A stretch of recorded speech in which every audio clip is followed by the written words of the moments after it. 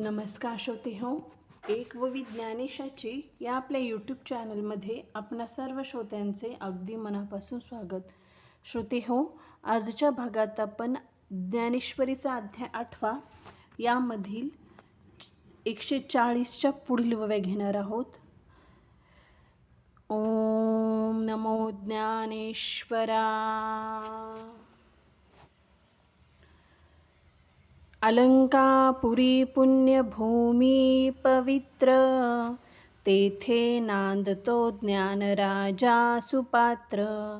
तया आठविता महापुण्यराशी, नमस्कार माझा श्री गुरु ज्ञानेश्वरासी. ओम नमो ज्ञानेश्वरा. जे दीन्यांचे दुभते, जे महाभयाते वाढविते, जे सकळ दुःखांचे पुरते भांडवल, जे दुर्मतीचे मूळ, जे कुकर्माचे फळ, जे मोहांचे केवळ स्वरूपची, जे संसाराचे बैसने, जे विकारांचे उद्याने, सकळ रोगांचे भाने वाढिले आहे. जे काळांचा खेचू उशिटा, जो आशेचा अंगवठा, जन्म मरणाचा ओलिवटा स्वभावे जे, जे भुलीचे भरीव, जे विकल्पांचे वोतीव, किंबहुना पेव विंचुवाचे, जे व्याघ्राचे क्षेत्र, जे पनयगणांचे मित्र, जे विषय विज्ञान यंत्र सुपूजित, जे लावेचा कळवळा, निवालिया विशोधकांचा गळाळा, जे विश्वासू आंगवळा संवसरोंचा, जे कोढियांचे खेव, जे काळ सर्पाचे मार्दव, गोरियांचे स्वभाव गायन, जे वैरियांचा पाहुणेरू, जे दुर्जनांचा आदारू, हे असो जो सागरू अनाथांचा, जे स्वप्नी देखिले स्वप्न, जे मृगजळ सासी नले वन, जे धूर्मरंजांचे गगन ओतले आहे. ऐसे जे हे शरीर, ते न पवतीची पुढती नर, जे होनी ठेले अपार स्वरूप माझे. एरवी ब्रह्मपणाची भडसे, न चुकताची पुनरावृत्तीचे वळसे, परी निवटलियांचे जैसे पोट न दुखे. या ओव्यांचे निरूपण करताना माऊली महाराज इथे सांगतात, जे दैन प्रसवणारे आहे, जे मरणाला पोचते व सर्व दुःखांचे पुरे भांडवल आहे, जे दुष्ट बुद्धीचे उत्पत्तीस्थान व वाईट क्रियांचे फल आहे, जे केवळ मूर्तिमंत गाढ अविवेकीच आहे, जे संसाराची बैठक विकाररूपी झाडांची बाग व सर्व रोगांचे वाढलेले ताट आहे, जे मृत्यूने खाऊन शिल्लक राहिलेले अन्न आहे, जे मूर्तिमंत आशा व जन्म मृत्यूची स्वभावता वाहणारी वाट आहे, जे ब्रह्माचे भरलेले व संशयाचे ओतलेले आहे, फार काय तर विवंचांचे पेव आहे, जे शरीर वाद्यांचे वस्तीस्थान व वैश्याच्या दिखाऊ प्रेमाप्रमाणे आहे, जे विषयांचा अनुभव आणून देणारे सुपूजित यंत्रच आहे, राक्षसाची दिखाऊ कळकळ न निवलेल्या विषयांचा घोट आहे. जे सावांचे सोंग घेतलेले चोरांचा मिळविलेला विश्वास आहे, जे रक्तपितांचे आलिंगन आहे, जे हटकून मरणाऱ्या सापाचा मऊपणा आहे व पारध्याचे स्वाभाविक गायन आहे. शत्रूचा पाहुणचार व दुष्ट लोकांचा सन्मान आहे. ते राहू द्या. जे सर्व अनाथांचा समूह आहे, जे शरीर स्वप्नात पाहिलेले स्वप्न आहे किंवा मृगजळाच्या पाण्याने भरास आलेले रान आहे,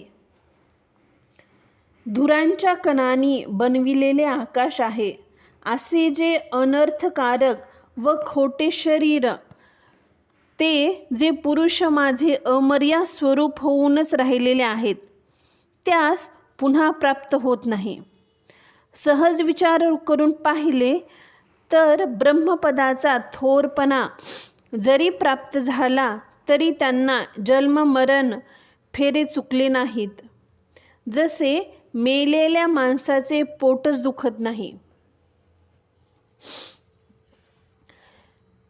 ना तरी चेलियानंतरे जे न बुडीजे स्वप्नांचेनी महापुरे, तेवी माते पावले ते संसारे लिपतीची ना.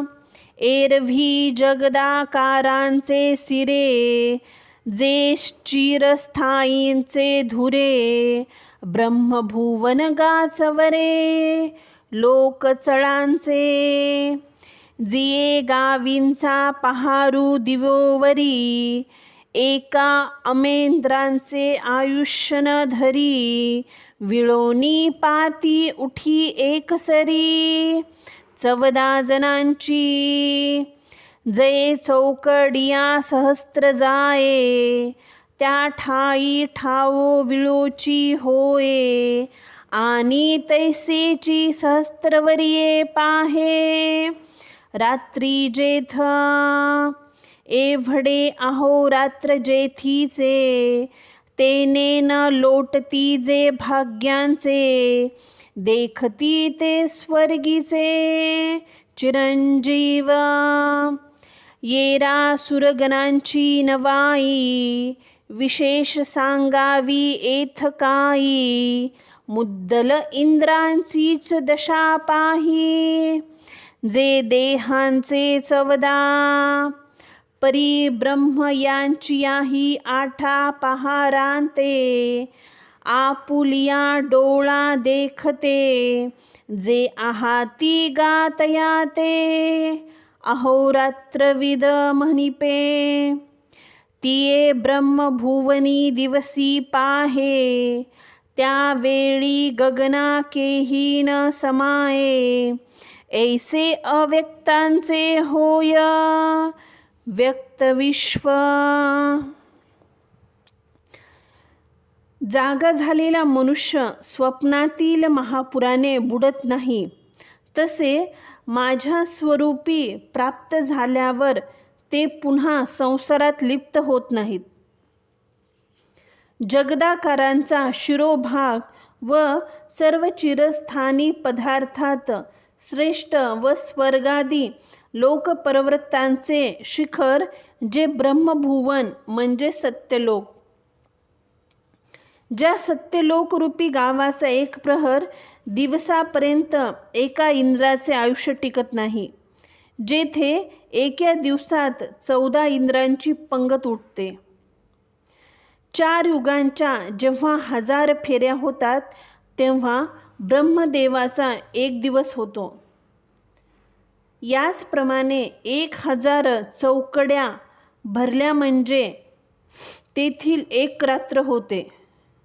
जेथील दिवस व रात्र एवढी मोठी आहेत, त्या काळात जे मरत नाहीत ते भाग्यवान हा दिवस पाहतात.